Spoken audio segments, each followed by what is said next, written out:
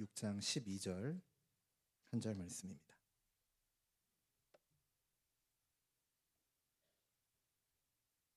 제가 가진 성경으로 신약 성경 8페이지 마태복음 6장 12절 말씀 함께 읽도록 하겠습니다. 함께 봉독하겠습니다. 우리가 우리에게 죄 지은 자를 사하여 준 것 같이 우리 죄를 사하여 주시옵고. 한 번 더 읽겠습니다. 우리가 우리에게 죄 지은 자를 사하여 준 것 같이 우리 죄를 사하여 주시옵고. 아멘. 오늘은 빚진 자의 기도라는 제목으로 주기도문의 5번째 간구를 함께 살펴보겠습니다. 이 간구는 우리의 마음의 가장 깊은 곳을 비추는 기도입니다. 왜냐하면 이 기도는 하나님 나를 용서해 주세요 라는 고백에만 머무르지 않고 내가 어떤 사람인지, 은혜를 어떻게 이해하는지, 그리고 또 다른 사람을 어떤 마음으로 대하는지를 함께 드러내기 때문입니다.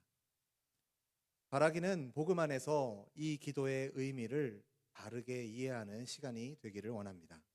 이 말씀을 통해 십자가의 은혜 앞에 다시 서고 그 은혜를 받은 우리가 하나님과 사람 앞에 어떻게 살아가야 하는지 들려주시는 그 주님의 귀한 음성에 귀 기울이시며 그 뜻에 순종하기를 결단하시는 저와 여러분 되기를 주님의 이름으로 축원합니다.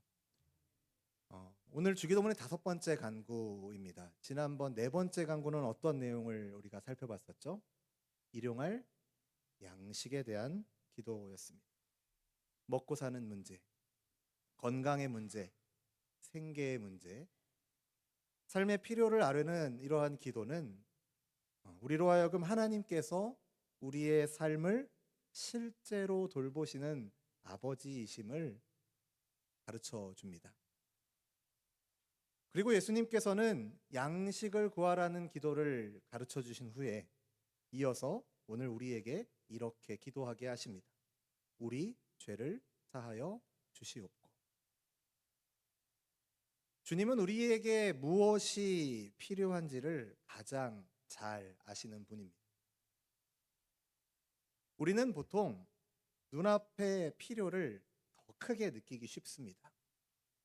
건강, 재정, 자녀, 생계와 같은 현실의 문제들, 이 현실의 일들, 우리 눈앞에 놓여져 있는 이 일들 중요할까요? 안 중요할까요?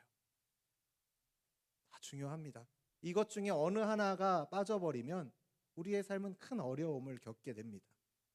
우리 주님도 그것을 무시하지 않으셨습니다.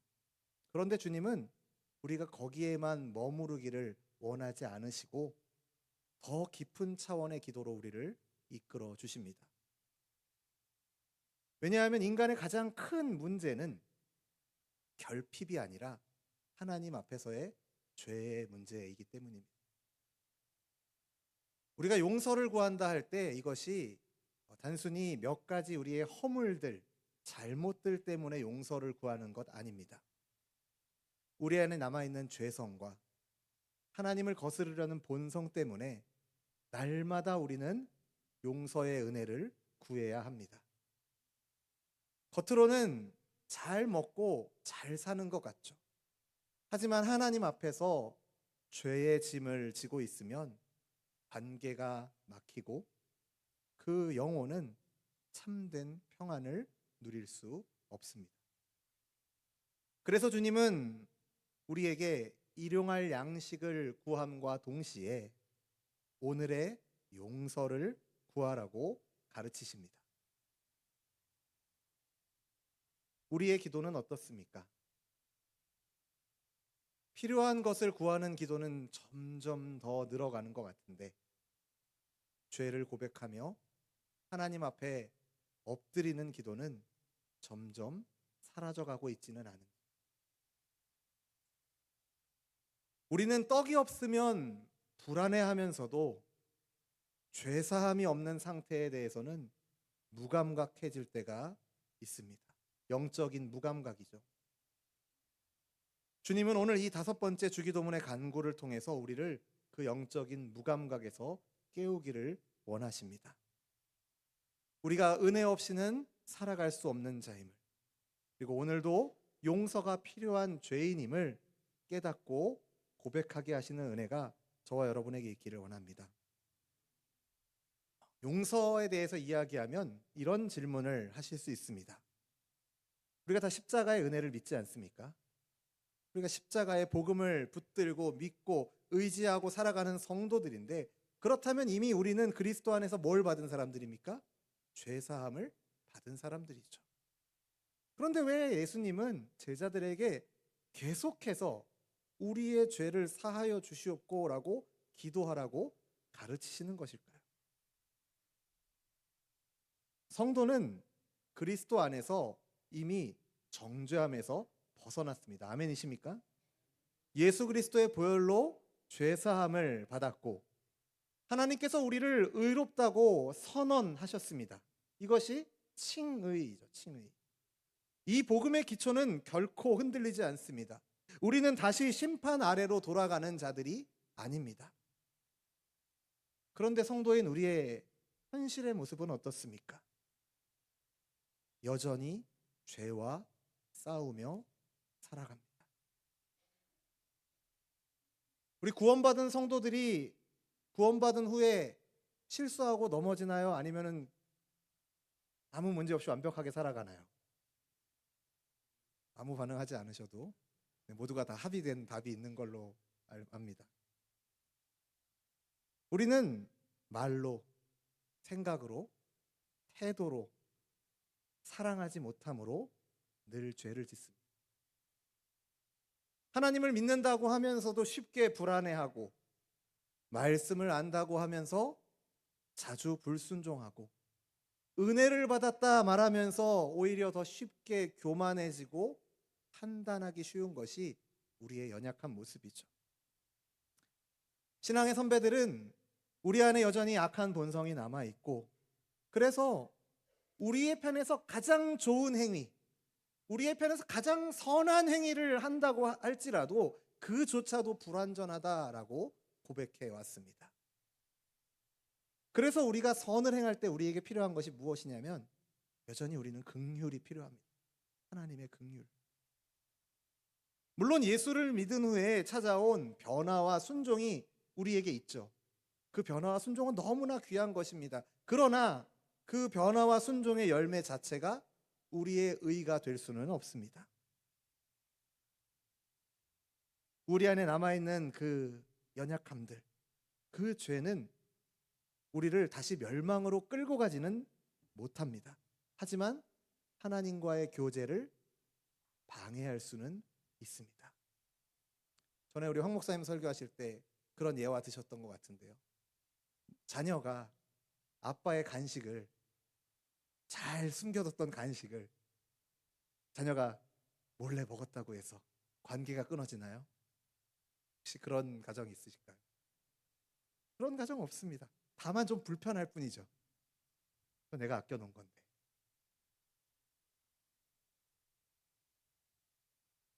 자녀된 관계가 끊어지지 않지만 친밀함과 평안함은 깨어질 수 있습니다. 흐려질 수 있습니다. 그래서 우리는 다시 아버지 앞에 나아가 무엇을 구해야 한다고요? 용서를 구해야 합니다. 성도의 회개가 바로 이와 같습니다. 우리는 구원을 얻기 위해 용서를 구하는 것이 아닙니다. 이미 우리는 은혜로 하나님의 자녀로 받아들여졌고 그 자녀로서 하나님 아버지와의 교제를 회복하기 위해 용서를 구하는 것입니다. 이런 점에서 주기도문의 다섯 번째 간구는 은혜의 기도라고 말할 수 있습니다. 우리 주님이 이렇게 말씀하지 않으세요. 광수야, 너 또 죄를 지었니? 너 이제 안 되겠구나. 너 지난번에 경고를 여러 번 줬는데 이제 끝이다. 이렇게 말씀하지 않으십니다. 연약한 모습으로 나아갈 때 우리 주님은 또 왔구나. 아버지께로 나아가라. 또 왔구나. 용서를 구해라. 또 은혜 안으로 돌아오라. 우리 주님은 말씀하십니다. 이 은혜의 부르심을 듣고 아버지께로 발걸음을 돌이키시는 저와 여러분 되기를 간절히 소원합니다. 오늘 말씀을 보면은요, 예수님이 오늘 본문을 설명을 해주시면서 이렇게 그림을 그리십니다. 연상을 하게 하시는데 바로 죄를 빚으로 표현하십니다. 이 빚 말고요, 부채로 설명을 하신다는 거죠. 반짝반짝 빛이 아닙니다. 죄송합니다. 이 표현은 죄가 무엇인지를 아주 선명하게 보여주는 것입니다. 우리는 흔히 죄를 어떤 실수나 부족함 정도로 여기기가 쉽습니다. 그리고 실제로 우리도 누군가 잘못을 저지르거나 그런 죄로 인한 연약함 가운데 있을 때 이런 표현을 사용하기도 하고 이런 표현을 듣기도 합니다. 아유, 사람이니까 어떨 수 있어요? 그럴 수 있어. 아유, 완벽한 사람이 어디 있겠어. 이런 말 충분히 우리의 편에서는 할 수 있습니다. 그런데 성경이 과연 죄를 그 정도로 이야기하는 것에서 멈출까요? 그러지 않습니다. 죄는 성경에서 죄는 하나님 앞에서 진 빚이라고 분명하게 이야기하고 있습니다. 빚이라고 하니까 이 빚은 무엇을 수반하는 것이죠? 제가 1부 때 이렇게 질문을 드렸더니 한 성도님이 이렇게 말씀하셨습니다. 이자요. 예상치 못한 답이 나와서 좀 당황했었습니다. 근데 빚이라고 하는 것은 물론 이자도 붙지만 그 앞에 이 빚에 대해서 우리는 어떤 행위를 해야 되죠? 갚는 행위를 해야 되는 것이죠. 갚아야 할 의무가 있다라는 말입니다. 우리는 창조주 하나님께 속한 피조물로서 마땅히 그분에게 드려야 할 것이 있습니다. 사랑과 순종을 드려야 합니다. 감사와 경외와 영광을 그분께 드려야 합니다. 하나님을 사랑하고 하나님의 뜻을 따르고 하나님께 영광 돌리는 삶, 이것이 우리 피조물 인간의 마땅한 본분입니다. 그런데 우리는 어떻습니까? 하나님께 드려야 할 사랑을 다 드리지 못했습니다. 하나님보다 나 자신을 더 사랑했고 하나님보다 세상의 평판을 더 두려워했으며 하나님보다 내 뜻과 내 판단을 더 앞세웠습니다. 감사해야 할 자리에서 불평했고 순종해야 할 자리에서 거역했습니다.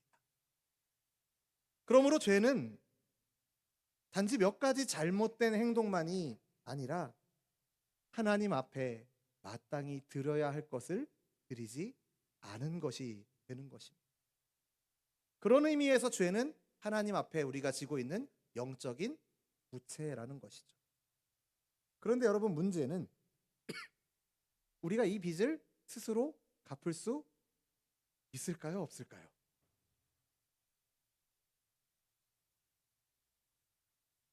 세상에서 경제적인 빚을 지면 어떻게든 갚아보려고 노력을 합니다.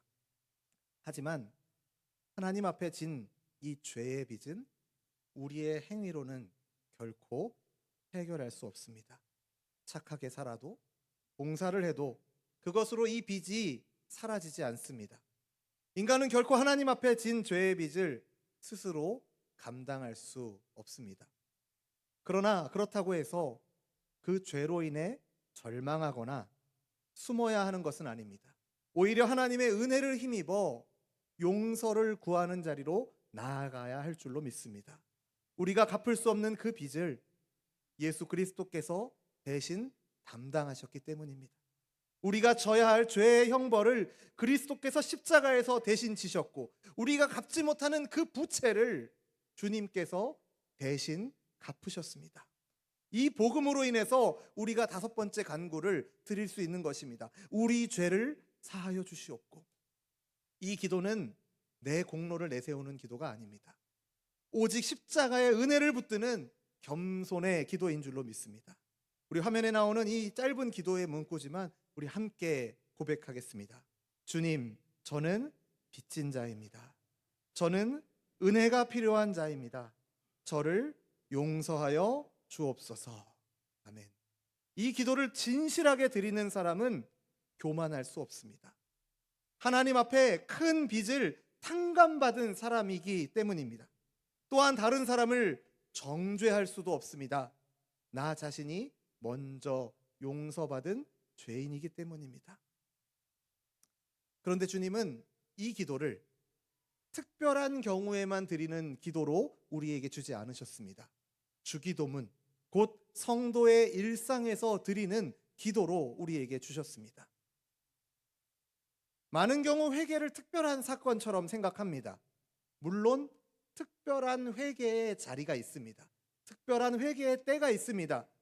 그러나 주님은 이 회개를 우리의 일상에서 결코 떼어놓지 않으셨습니다. 왜 그렇습니까? 우리의 죄가 일상 가운데서 드러나기 때문입니다. 가정에서의 말 한마디, 직장에서의 태도, 교회 안에서의 비교와 시기, 판단과 냉랭함 속에 죄가 드러납니다. 더 깊이 생각하면 회개는 내가 어제 지은 죄를 몇 가지, 잘못을 몇 가지 정리하는 데서 그치지 않습니다. 내 안에 있는 교만, 자기중심성, 사랑 없음, 하나님보다 나를 더 앞세우려는 마음, 그러한 마음들을 하나님 앞에 끊임없이 가져가는 일이 바로 우리의 회개입니다. 우리 존재의 가난함을 고백하는 기도이죠. 그러므로 우리의 기도도, 우리의 이 회개 기도도, 우리의 용서를 구하는 것도 우리의 일상임을 잊지 않으시는 저와 여러분 되기를 간절히 소원합니다. 참된 신자가 어떤 사람일까요? 죄가 없는 사람이 참된 신자가 아니라 죄를 감추지 않고 하나님께 가지고 가는 사람입니다. 자기 죄를 보면서도 절망으로 무너지지 않고 은혜 앞으로 나아가는 사람이 건강한 신자인 줄로 믿습니다. 아담과 하와를 생각해 보십시오. 죄를 짓고 하나님 앞에서 숨었지만 복음 안에 있는 성도는 숨지 않고 나아갈 수 있습니다. 주님, 제가 잘못했습니다. 주님, 저를 용서해 주십시오. 이 고백이 가능한 이유는 하나님이 우리의 아버지이시고 예수 그리스도께서 우리의 중보자가 되시기 때문입니다. 성도 여러분, 혹시 회개를 미루고 있지는 않습니까? 이 정도는 괜찮겠지. 시간이 지나면 괜찮아지겠지. 굳이 이렇게까지 하나님께 고백할 필요가 있을까? 이런 마음은 위험한 마음입니다. 죄를 오래 품을수록 마음은 무뎌집니다. 양심은 둔해지고 기도는 메말라가고 말씀은 멀어집니다. 회개하지 않는 죄는 영혼을 천천히 굳게 만듭니다. 그래서 주님은 우리에게 회개를 무엇으로 만들라고요? 일상으로 만들으라 말씀하십니다. 회개는 실패의 표시가 아닙니다. 우리가 잘못했다라고 말하는 것 못하시는 분들 계십니다. 저도 그럴 때가 있는 것 같습니다. 뭐가 올라와서 그렇죠? 자존심이 올라와서 그렇죠. 그런데 회개하는 것은 내가 실패했다라는 표시가 아닙니다. 아직도 아버지께 돌아가고 있다라는 표시라는 것을 잊지 않으시길 바랍니다. 회개는 은혜를 모르는 사람의 패배가 아니라 은혜를 아는 사람이 아버지께 돌아가는 길인 줄로 믿습니다. 저와 여러분의 매일의 기도 속에 이러한 회개가 있기를 주님의 이름으로 축원합니다. 세 번째로 주기도문의 다섯 번째 간구는 단순히 나를 용서해 달라는 것으로만 이루어져 있지 않습니다. 오늘 본문 12절에 아까는 뒷부분을 읽었는데요. 앞부분에 이런 말씀이 있죠. 함께 읽을까요? 우리가 우리에게 죄 지은 자를 사하여 준 것 같이. 바로 이 부분이 중요하면서도 우리에게 가장 어렵게 다가오는 부분입니다. 우리는 하나님께 용서를 구하는 데는 익숙할 수 있지만 사람을 용서하는 일에는 너무 어려워하기 때문이죠. 사람을 용서하는 일은 너무 어렵게 느끼기 때문입니다. 어떤 상처는 오래 갑니다. 어떤 말은 마음에 깊이 남아 있습니다.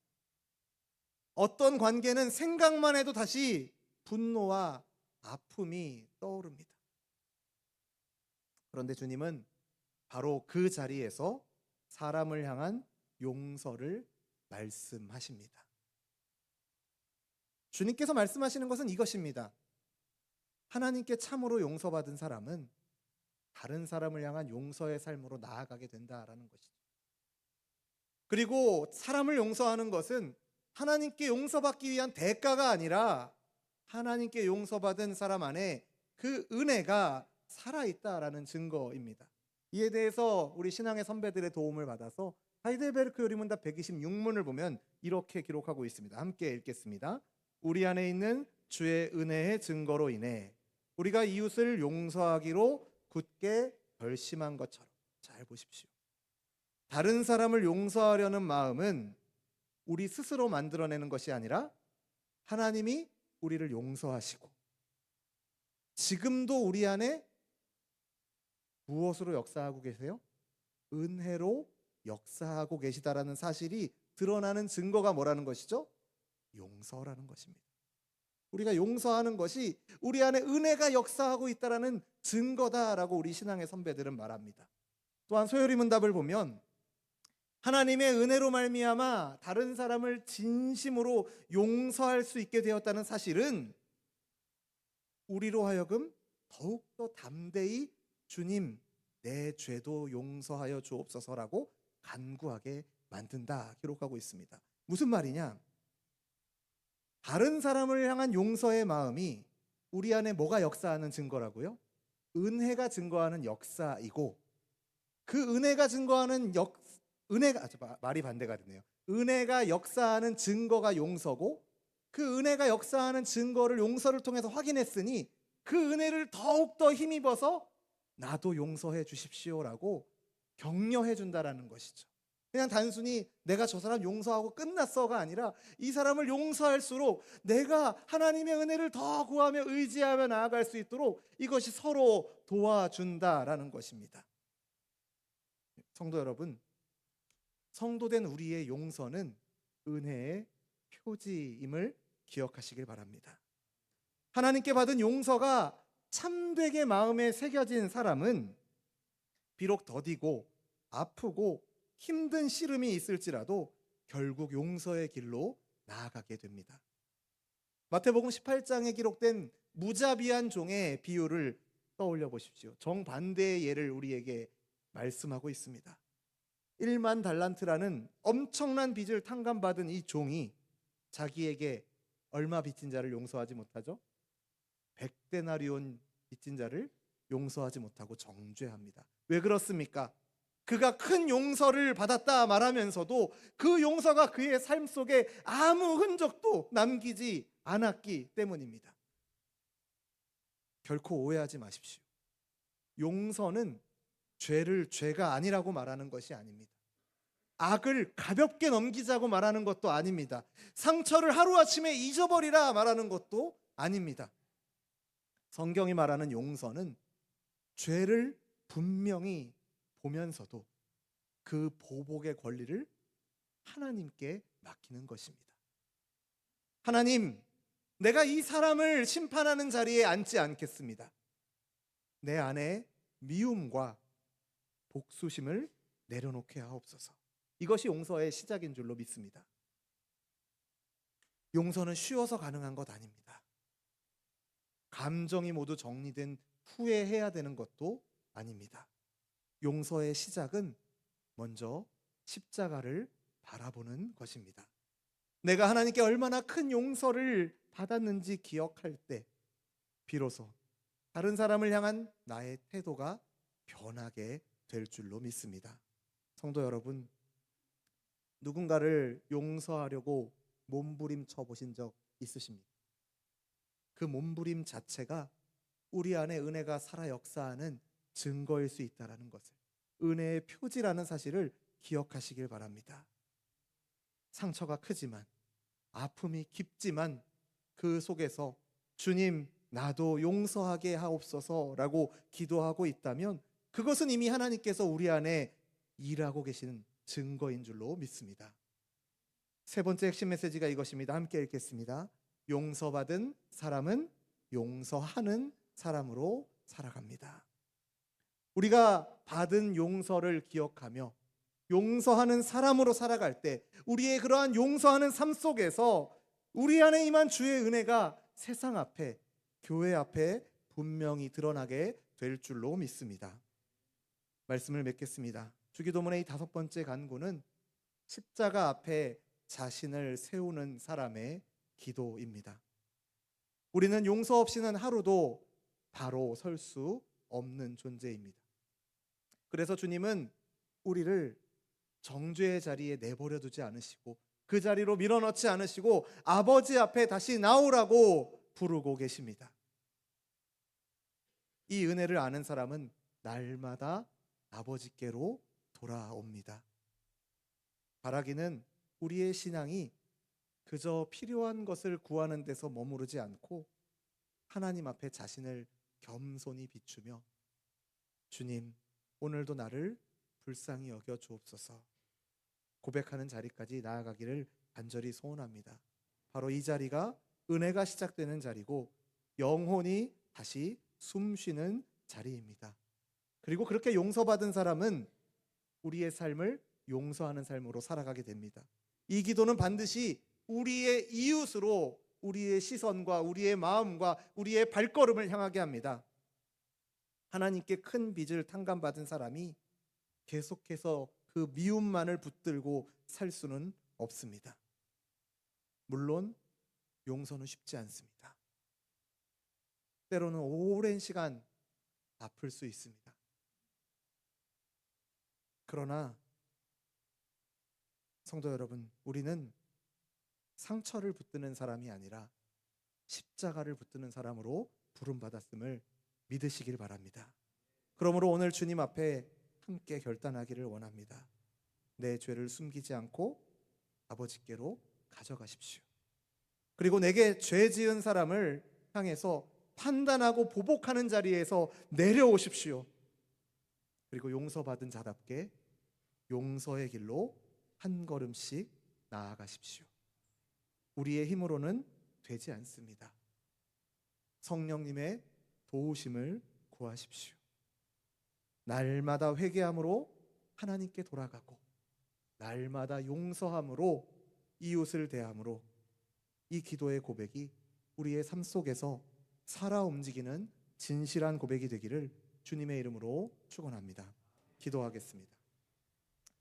자비로우신 하나님 아버지, 오늘 이 기도를 통해 우리 자신을 다시 비추어 보게 하시니 감사드립니다. 우리는 자주 눈앞의 필요에는 민감하면서도 정작 하나님 앞에서의 죄에는 무뎠음을 고백합니다. 주님, 용서하여 주시고 불쌍히 여겨 주옵소서. 우리가 우리의 힘으로 설 수 없는 빚진 자임을 알게 하시고 오직 예수 그리스도의 십자가의 은혜만 붙들게 하여 주옵소서. 회개를 두려움으로 미루지 않게 하시고 아버지께로 돌아가는 은혜의 길로 여기며 나아가게 하여 주옵소서. 날마다 숨지 않고 주님 앞에 나아가 죄를 고백하며 용서를 구하는 겸손한 마음을 우리 가운데 허락하여 주옵소서. 또한 우리에게 큰 용서를 베푸신 주님의 은혜를 기억하며 우리도 다른 이를 용서하는 삶으로 나아가게 하옵소서. 상처와 미움을 붙드는 사람이 아니라 십자가를 붙드는 사람이 되게 하시고 우리 안에 역사하시는 은혜가 삶의 열매로 나타나게 하여 주옵소서. 오늘도 우리를 정죄하지 않으시고 다시 아버지께 나오라 부르시는 그 주님의 음성을 붙들게 하시며 회개와 용서의 삶 속에서 복음의 진실을 드러내도록 성령 하나님 우리를 인도하여 주옵소서. 그렇게 인도하실 것을 믿음으로 감사드리며 예수님의 이름으로 기도드립니다. 아멘.